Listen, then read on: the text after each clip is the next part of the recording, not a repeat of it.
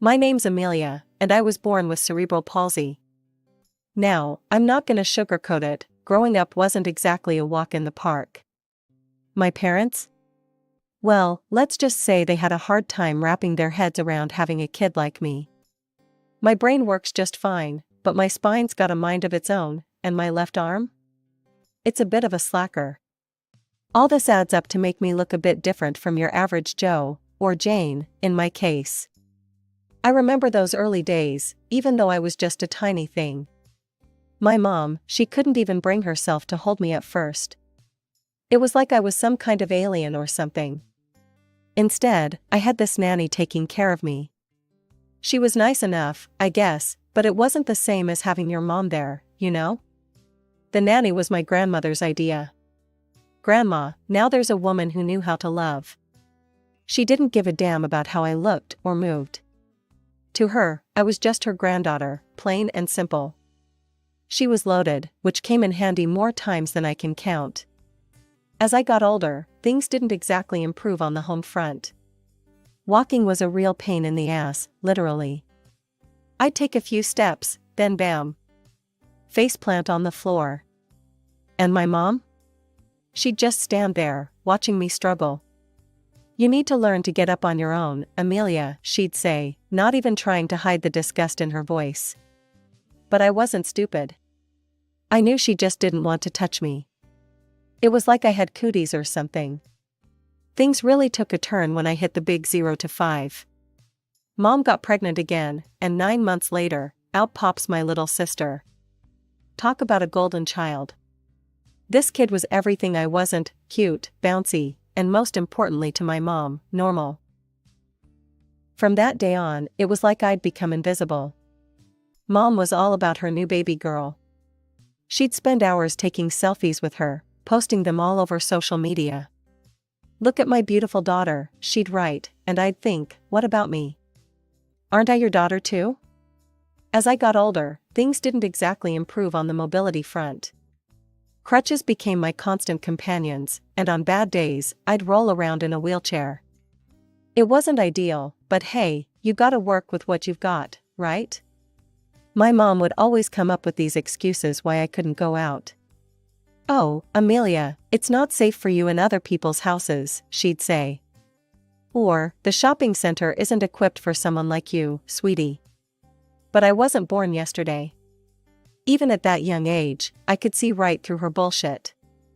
It wasn't about my safety or comfort, she was just embarrassed to be seen with me. God forbid her friends see her with her special daughter. So, my childhood became a never-ending cycle of 4 walls and a ceiling.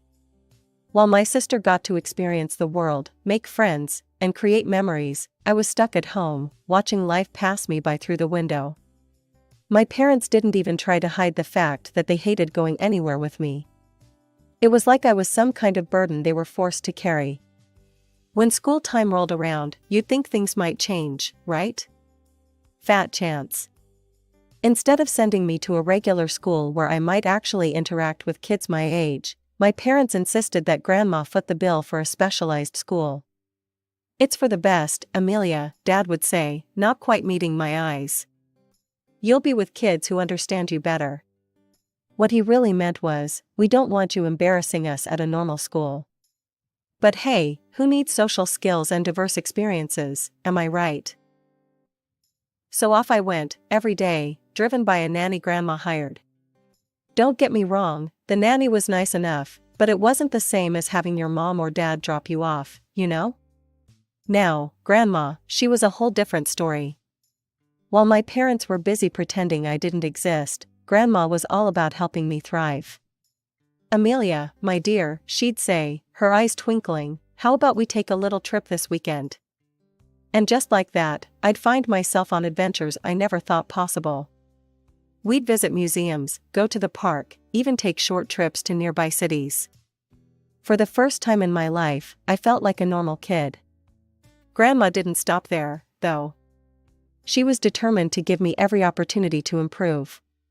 Massages, physical therapy, experimental treatments, you name it, she paid for it.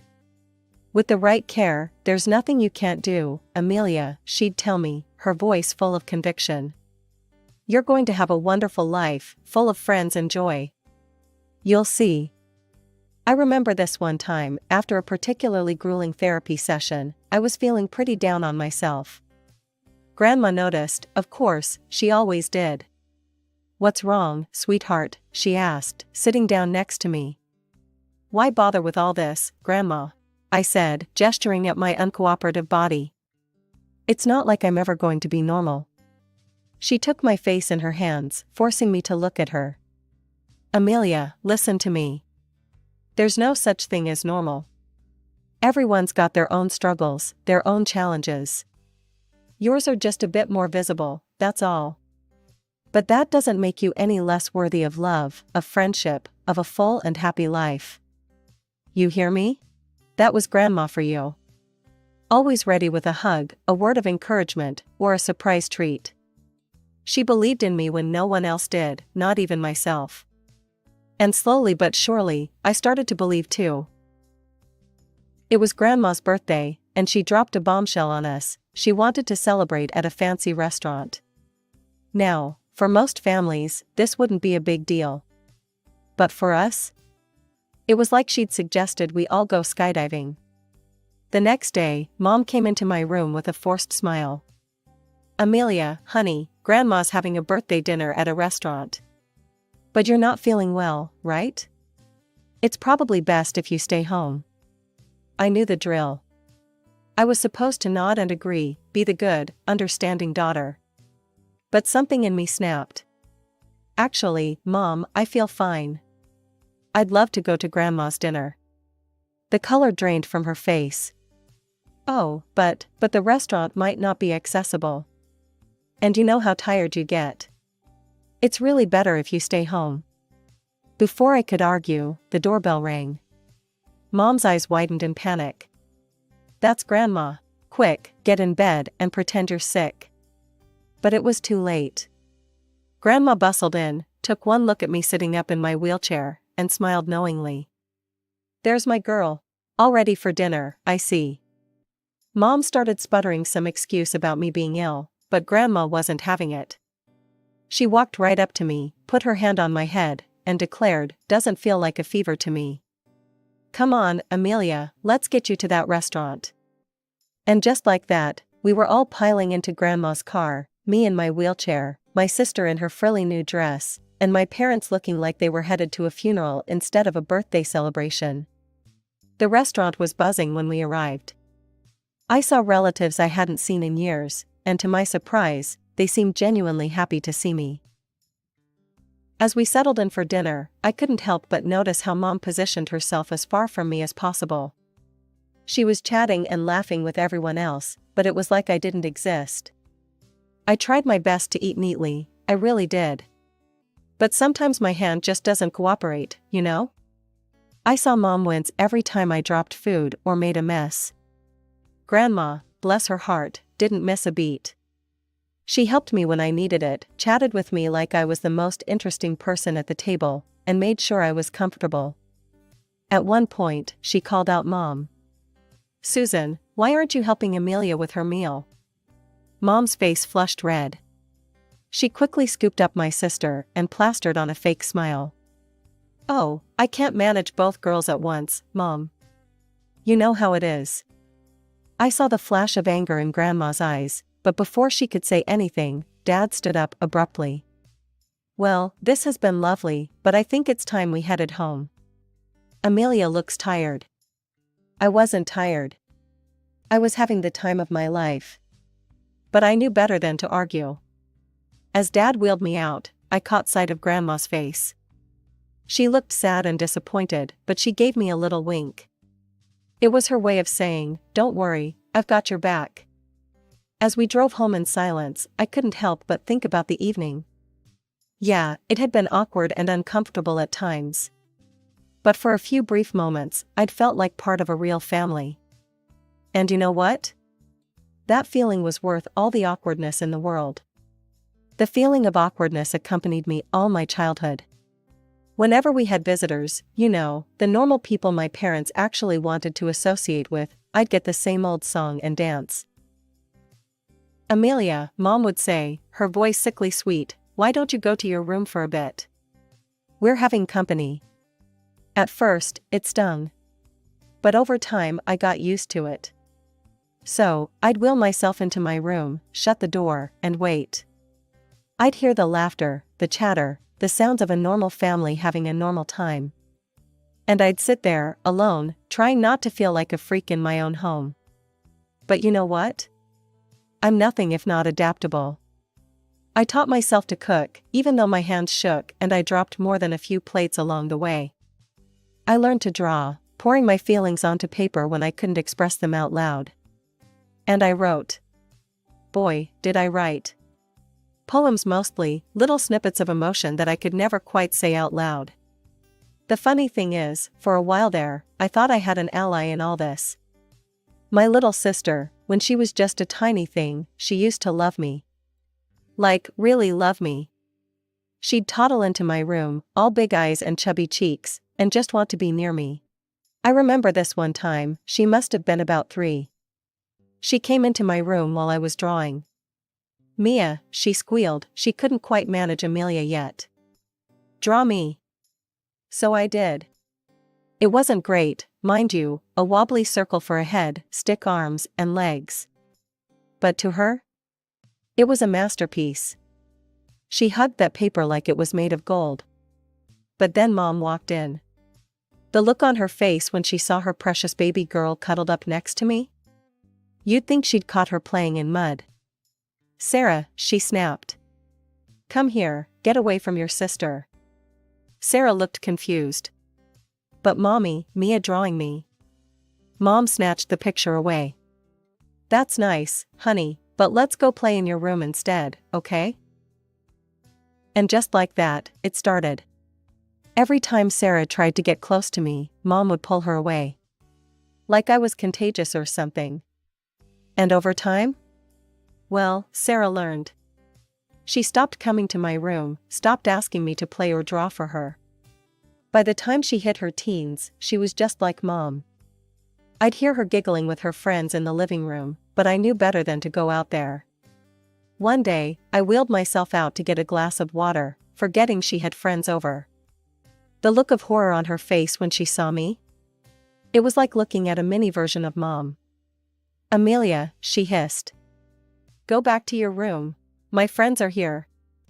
And just like that, I was back in my sanctuary, my prison, my room. But you know what? It didn't hurt as much as it used to.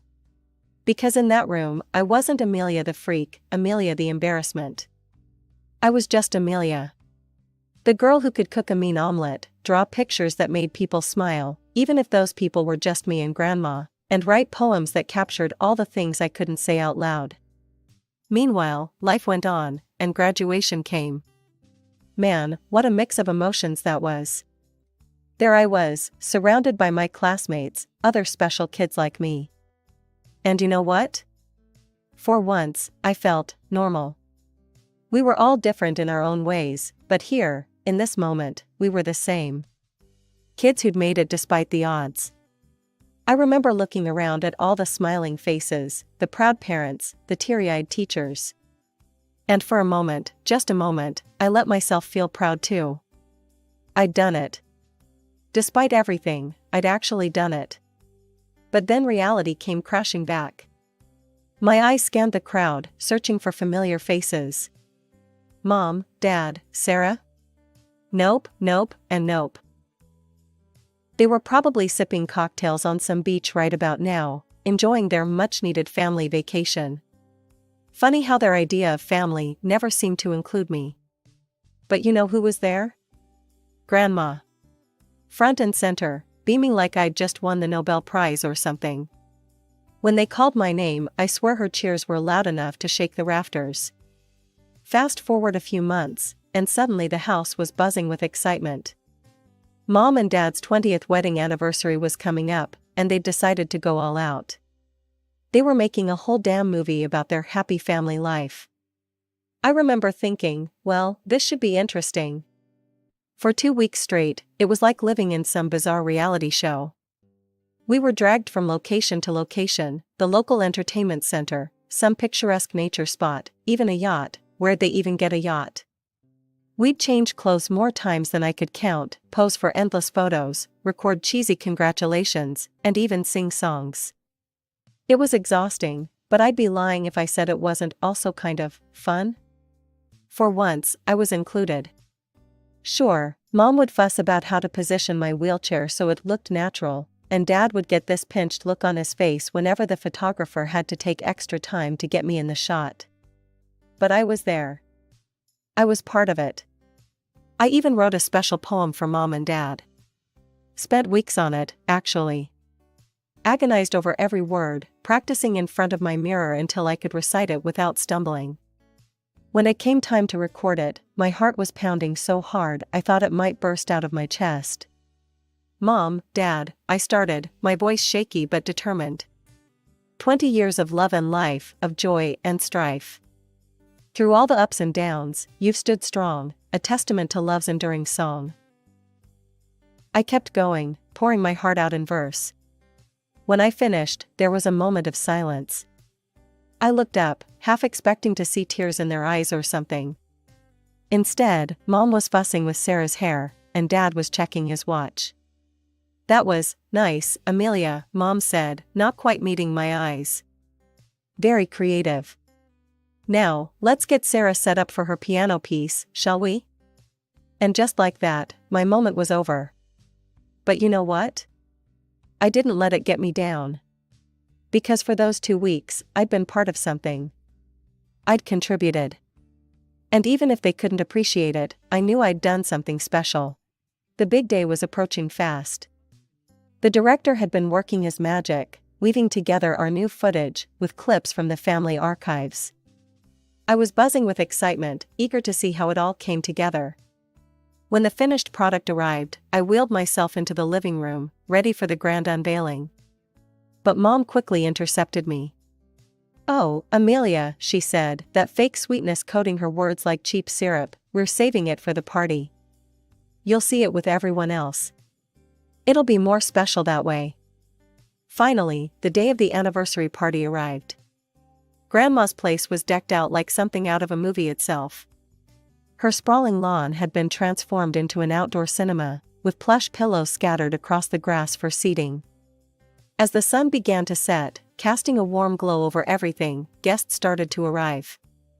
"All right, everyone," Dad called out, clinking his glass for attention. "If you'd all like to take a seat, we're about to start the show." There was a flurry of movement as people settled onto the pillows.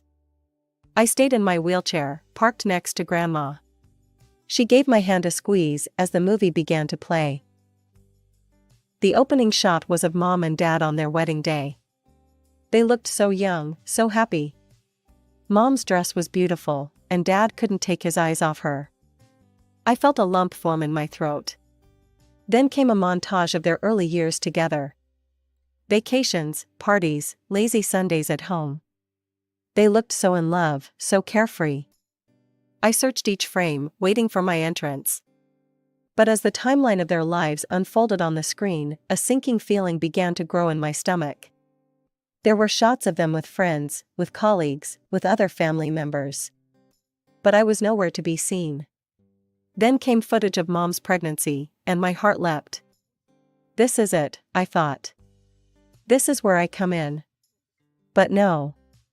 The next shot was of Sarah as a newborn, Mom cradling her with a look of pure adoration. Dad hovering proudly nearby. The movie continued, showing Sarah growing up. Her first steps, first day of school, dance recitals, family vacations. It was like watching a parallel universe where I didn't exist. Then came the footage from our recent shoots. I held my breath, waiting to see myself on screen. There was our family, singing and dancing, looking like the picture-perfect unit. But I wasn't there. It was as if I'd been erased, cut out of every frame. As the reality of what I was seeing sank in, I felt like I'd been punched in the gut. This wasn't some mistake or oversight. This was deliberate. They'd erased me. My own family had wiped me from their history. Grandma took one look at my face, and something in her snapped. She marched over to the projector and shut it off. The lawn was plunged into an awkward silence. Susan, David, Grandma's voice cut through the night air like a knife. What the hell is this? The guests started murmuring uncomfortably. Dad stepped forward, trying to calm things down. Now, Mom, let's not make a scene. But Grandma was just getting started. Make a scene? You want to talk about making a scene? How about erasing your child from your family history? That's one hell of a scene if you ask me. Mom's face had gone pale.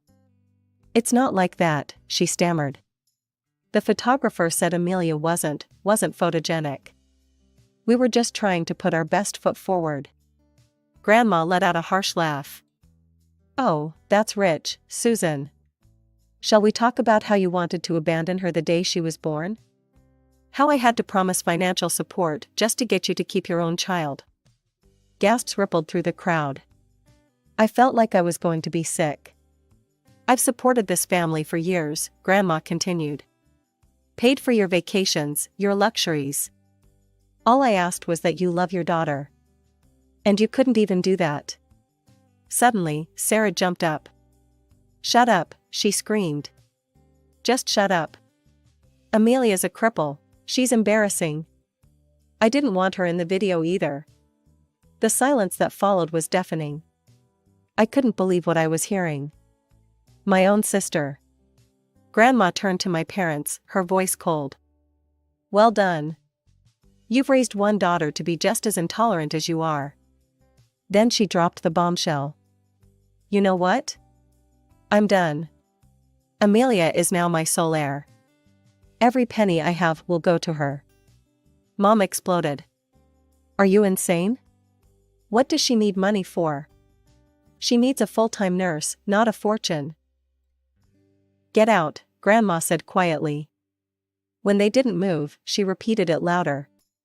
Get out of my house. Get out of my life. I'm done supporting your comfortable little existence. For a moment, nobody moved. Then Mom laughed nervously. Come on, Mom. You can't be serious. I've never been more serious in my life, Grandma cut her off. Leave. Now. And don't come back. It was like watching a train wreck in slow motion. My parents and Sarah, looking shell-shocked, gathered their things and left. Grandma slammed the door behind them with a finality that echoed across the lawn. As the dust settled, I became aware of movement around me. The guests, who had witnessed this whole ugly scene, were approaching me one by one. Aunt Karen hugged me tightly. Uncle Jim patted my shoulder awkwardly but sincerely. Even some of my parents' friends, people who had never so much as looked at me before, came up to express their support. So, there I was, suddenly living in Grandma's big house. Talk about a plot twist, right? It was like stepping into a whole new world, one where I wasn't a dirty little secret to be hidden away, but a person worthy of love and respect. About a week after the great family meltdown, that's what I started calling it in my head, Grandma sat me down for a chat. All right, Amelia, she said, that familiar twinkle in her eye. Let's talk about your future. What do you want to do with your life? I blinked at her, caught off guard. No one had ever really asked me that before. It was always assumed I'd just exist, I guess. Be taken care of. But never have dreams of my own. I don't know, I stammered. I never thought. Well, start thinking, Grandma said, not unkindly. The world's your oyster now, kiddo. What do you love doing? And just like that, it hit me. I love writing, I said, my voice growing stronger.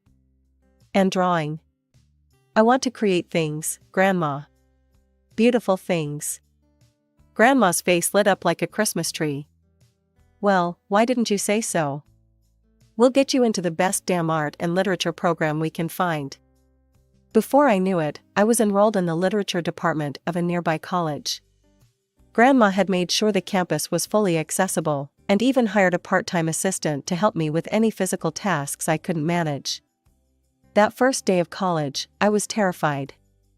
I kept waiting for the stares, the whispers, the pitying looks I'd grown so accustomed to. But they never came. Sure, people noticed my wheelchair, but it was with curiosity rather than judgment. And once they got to know me, the real me, not the shadow I'd been for so long, the wheelchair became just another part of who I was, not my defining feature. I threw myself into my studies with a passion I never knew I had. Literature opened up whole new worlds to me, and my professors encouraged me to explore my own voice through poetry. My art classes taught me new techniques, ways to express on paper the thoughts and feelings I'd kept bottled up for so long. And you know what? Turns out, I wasn't half bad at this stuff. My poems started winning competitions, my artwork was featured in student exhibitions. For the first time in my life, I was being seen for my abilities, not my disabilities. It wasn't all smooth sailing, of course. There were days when the pain, both physical and emotional, felt overwhelming. Days when I missed my parents and sister, despite everything. But I had grandma, and I had my art, and slowly but surely, I was building a life for myself. Now, here I am, holding my very first published book of poetry in my hands. It's a slim volume, nothing fancy, but it's mine. Every word, every illustration, they all came from me. From my experiences, my pain, my joy, my growth.